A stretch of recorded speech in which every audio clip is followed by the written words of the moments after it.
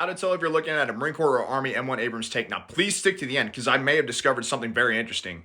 Now, the big giveaway is the smoke grenade launchers. The Army always uses the standard ones, then also the Commander's Independent Thermal Viewer, that little trash can looking deal, something that's only organic to the M1A2 Abrams. The Marine Corps never got the A2s. Here's a better look at the Army's 6-shot smoke grenade launchers. Also, just to be clear, those squares that you see between them don't have any purpose. They're just voids between the individual launchers. I've been getting asked that recently.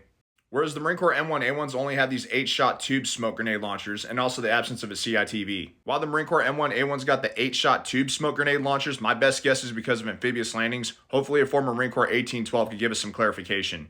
Now, through my research to the Tank Platoon manual, a manual that both Army and Marine Corps tankers utilized, the big notable difference was that the Marine Corps tanks were able to adapt a deep water fording kit, obviously for amphibious operations. This is all back when the Marine Corps had tanks, obviously. Now, time for something interesting that I noticed.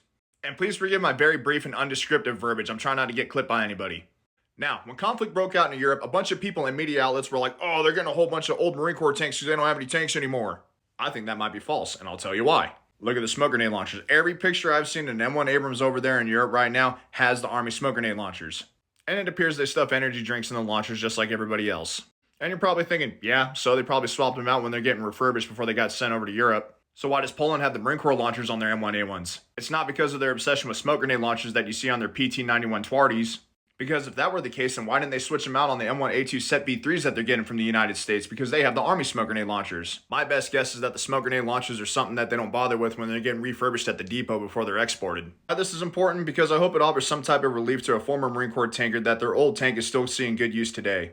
And not being knocked out by a $200 drone in a muddy field in Europe and then paraded around a nation's capital like a trophy. Not saying they're any better than potentially the Army ones that are getting destroyed and paraded around. I had to get that out of the way before a grouchy Army veteran comes after me. I hate seeing these machines like this regardless.